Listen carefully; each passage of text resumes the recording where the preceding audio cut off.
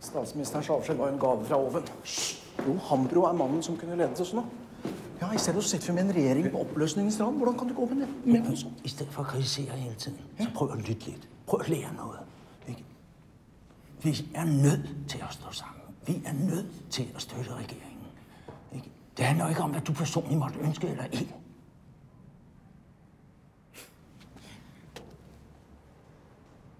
Hvad trænger du egentlig mig til? Du er den næste konge af Norge. Jeg trænger til, at du opfører dig, som om du var en. Men far, vi har stått og sagt til disse menneskene dag ut og dag inn at de må mobilisere. At vi må være klare at krigen vil nå oss. Og se nå! Må slutte å være så redd for å stå for noe. Du skal ikke kalde mig bange. Bare fordi jeg ikke hopper med på alle dine uigennemtænkte planer. Jeg kan jo ikke smide alting over bord på den måde. Forstår du ikke det?